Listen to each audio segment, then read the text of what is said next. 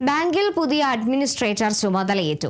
ഹൈക്കോടതി ഉത്തരവിനെ തുടർന്ന് കാസർഗോഡ് ജില്ലാ joint registrar general Satheesh Chandran KV ആണ് പുതിയ അഡ്മിനിസ്ട്രേറ്ററായി ചുമതലയെടുത്തത്. ബാങ്കിലെത്തിയ അഡ്മിനിസ്ട്രേറ്റർ നിലവിലുണ്ടായിരുന്ന കമ്മിറ്റി കൺവീനർ KT ബിനുവിനെ വിളിച്ചു വരുത്തി കോടതി ഉത്തരവ് വായിച്ചു കേൾപ്പിച്ച ശേഷമാണ് ചുമതലയേറ്റത്. ബാങ്കിന്റെ ദൈനംദിന പ്രവർത്തനങ്ങൾ കൃത്യമായി മുന്നോട്ട് കൊണ്ടുപോവുകയാണ് തന്റെ കർത്തവ്യമെന്ന് ചുമതലയേറ്റ ശേഷം സതീഷ് ചന്ദ്രൻ പറഞ്ഞു.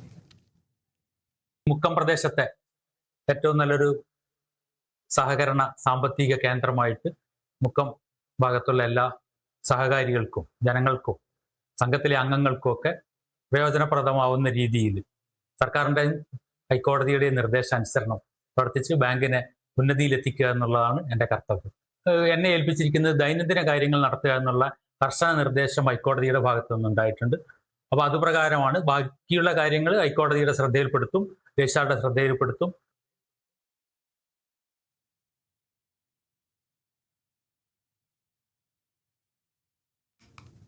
ബാങ്കിലെ CPM നേതൃത്വത്തിലുള്ള അഡ്മിനിസ്ട്രേറ്റീവ് കമ്മിറ്റിയാണ് ഹൈക്കോടതി ഉത്തരവിനെ തുടർന്ന് പിരിച്ചുവിട്ടത്. രാഷ്ട്രീയ ഇടപെടലുകളാണ് ഇപ്പോഴത്തെ ഈ നടപടിക്ക് പിന്നിലെന്നും ബാങ്ക് തെരഞ്ഞെടുപ്പ് ഉൾപ്പെടെയുള്ള കാര്യങ്ങളിൽ നിയമ നടപടികളുമായി മുന്നോട്ടു പോകുമെന്നും KT ബിനു പറഞ്ഞു. ഭരണമെല്ലാം മാറിയപ്പോൾ ഇതിന് അഡ്മിനിസ്ട്രേറ്റീവ് കമ്മിറ്റിയുടെ കാലാവധി കഴിഞ്ഞ ജൂലൈ മാസം 19 തീരേണ്ട സാഹചര്യം ഉണ്ടായിരുന്നു.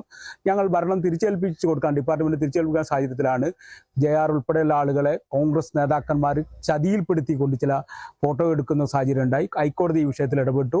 ഹൈക്കോടതിയുടെ കടുത്ത നിയന്ത്രണത്തിൽ കൂടിയാണ് സാറിന് പ്രവർത്തിക്കാൻ കഴിയുള്ളൂ. അതൊക്കെ ഇവിടുത്തെ പ്രാദേശിക കോൺഗ്രസ്സുകാരുടെ ഇടപെടലിന്റെ ഭാഗമായിക്കൊണ്ടായ പ്രശ്നമാണ്. ഇതിൽ ഇലക്ഷനുമായി ബന്ധപ്പെട്ടുള്ള കേസുകൾ ഹൈക്കോടതിയിൽ ഇന്നുൾപ്പെടെ നടന്നു വരികയാണ്. അതിൽ ഞങ്ങൾ ഇലക്ഷനുമായി മുന്നോട്ട് പോകുന്ന കാര്യങ്ങളുണ്ടാവും. അതോടൊപ്പം തന്നെ ഇതിൽ നടന്ന അഴിമതിക്കാരെ സമൂഹത്തിന് മുന്നിൽ തുറന്നു കാണിക്കാനും അതിന്റെ കേസുമായി ബന്ധപ്പെട്ട കാര്യത്തിൽ ഞങ്ങൾ ശക്തമായി മുന്നോട്ട് പോകും.